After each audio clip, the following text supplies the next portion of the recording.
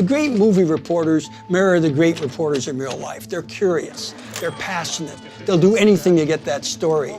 They'll fight any obstacles to get the story and be first. Listen, Gertie, this is a newspaper. We go to fires here. They're smart, they're skeptical, they're curious.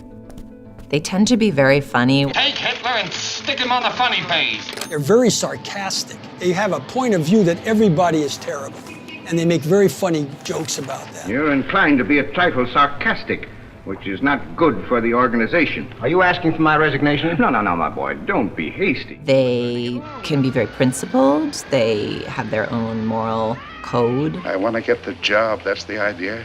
And to get the job, I'll stick a knife in anybody I have to. The journalist is a perfect character for film because they're asking questions all the time. They really represent the audience. They want to know everything the audience wants to know.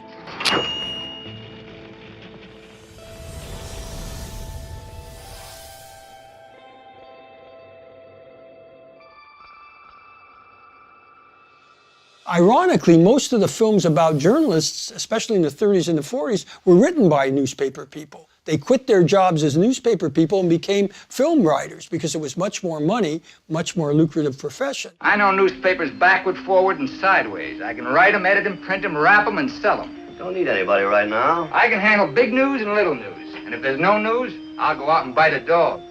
The dialogue in most newspaper films is fantastic. It's funny, it's clever. The conversation is a very high level because they're wordsmiths. When you're crawling up fire escapes, getting kicked out of front doors, eating Christmas dinners at one-armed joints, don't forget your old pal, Hildy Johnson.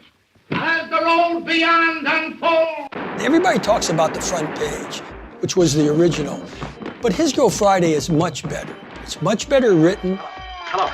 Hurry up, this is important. Give me the desk. Flash, Earl Williams just escaped. I mean, you see with Hildy Johnson and His Girl Friday, even from when she first strides in that insane and amazing outfit. What do you want? Your ex-wife is here. Do you want to see her?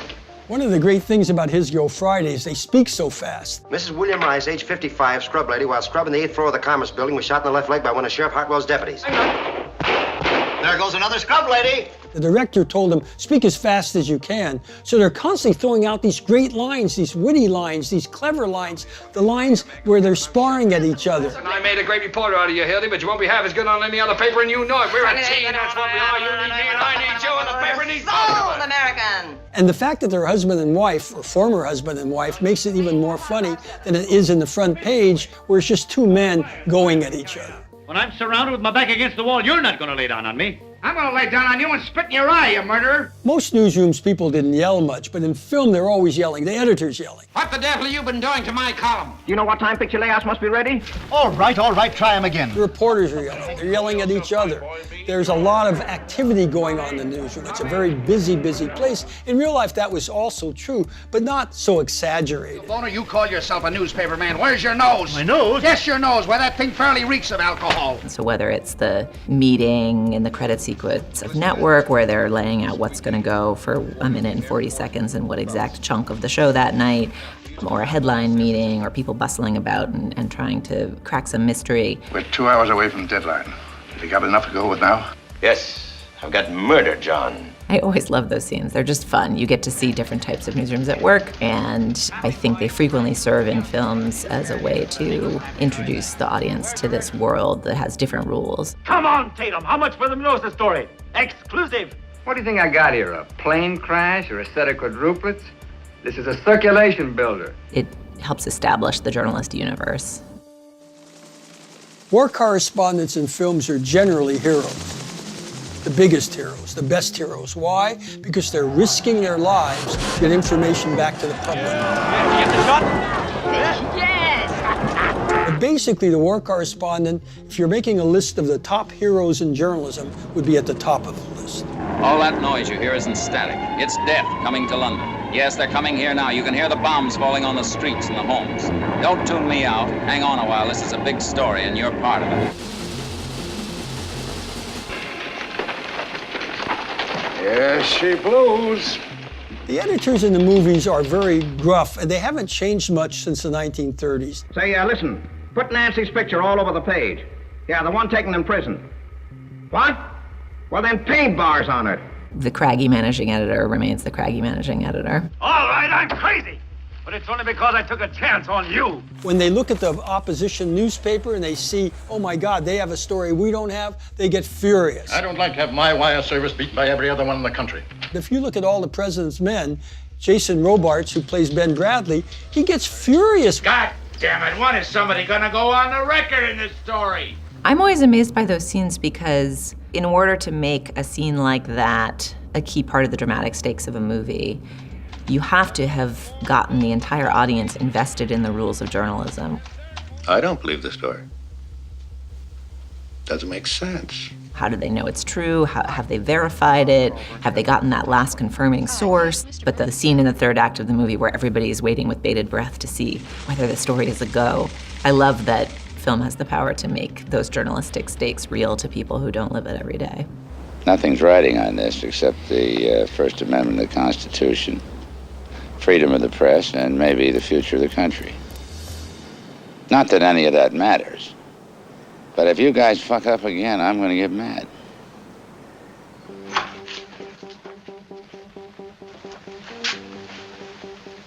Gentlemen of the press. The female reporter is very interesting in film because on one hand, it's one of the few professions where the female reporter is equal to the male reporter. Does everything the male reporter can do and does it better. I like knowing more about what goes on than most people. And telling him. Yeah, and telling him. Woman of the Year is an interesting character because she's self-sufficient. She's fantastic. She's at the height of her profession. She's known by world leaders. She falls in love with a sports writer. And suddenly the sports writer doesn't like the fact that she's always working, she's always on. I'll be with you in 2 minutes. I just have one paragraph to finish. This very responsible, brilliant woman is reduced to making toast and she can't work in the kitchen. The audience loves this because she can't do what every woman in the audience can do. And of course, they can't do what she could do, which is to be a top journalist. Your network news show is going to need some help, Max, if it's going to hold. Beale doesn't do the angry man thing well at all. He's too kvetchy. He's being irascible. We want a prophet, not a curmudgeon. He should do more apocalyptic doom. I think you should take on a couple of writers to write some Jeremiads for him. I mean, I think one of the most fascinating female journalists on film is Diana Christensen, the character that Faye Dunaway plays in Network, who's a monster. Got the #1 show in television! And she's an incredibly compelling monster from her outfits and her charisma and her roving, intense interest. She's someone you want to spend time with every moment she's in a scene in that film. Son of a bitch! We struck the mother lode! And it's one of the great portraits of a woman gone mad in the profession, who gives up all of her female self to be a top professional and gives up everything in the process.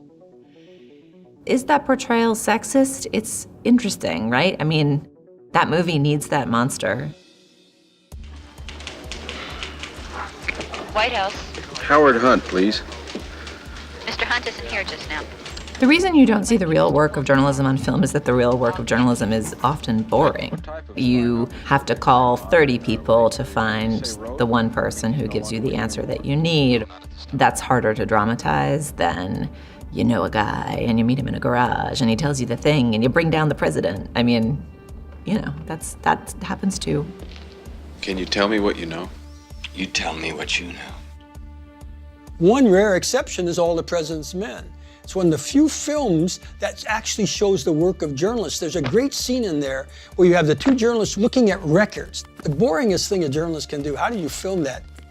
Well, they keep panning back and panning back until you see the reporters as two little figures there still going over it, and they dissolve between these pullbacks so it looks like a lot of time has expired. And so you see them working so hard to get this story. I mean, the obsessive lengths that journalists go to find out the truth is a favored subject of these films. Try and understand this. I'm a Republican. I am too. Well, I believe in Richard Nixon.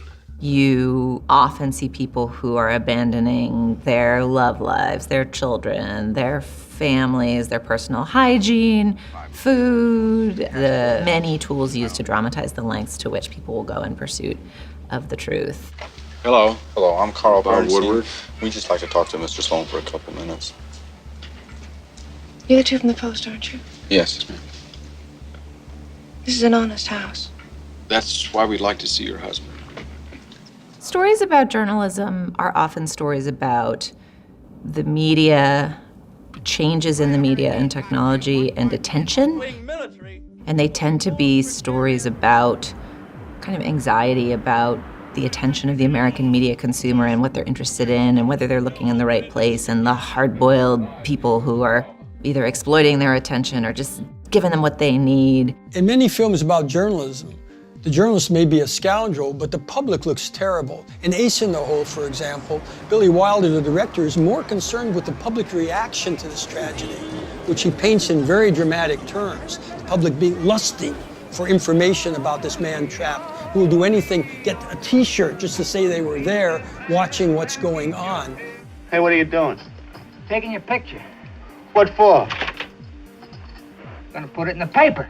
In Network, the public buys all of this terrible news. How do you feel?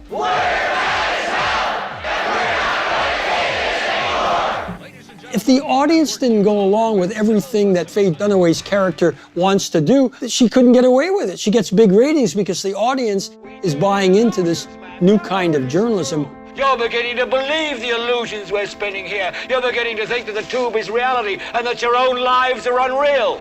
It's certainly interesting to watch a movie that argues that the way in which television distorts our attention will be the end of American civilization in the second year of the Trump presidency.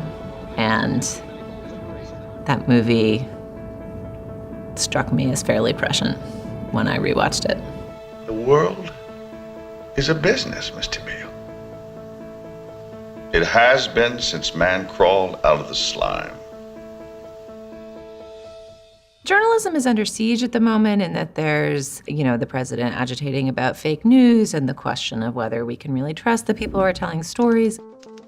On the other hand, I think there's never been a stronger interest in or admiration for the work that journalism can do. I think journalists are wonderful to watch on film. They're fun to watch, they're enjoyable to watch.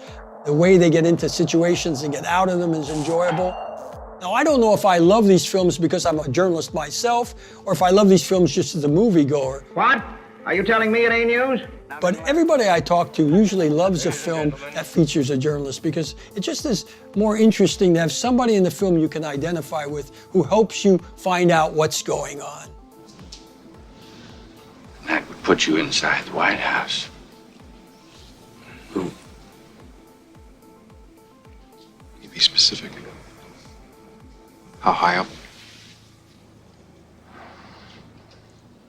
You'll have to find that out for yourself.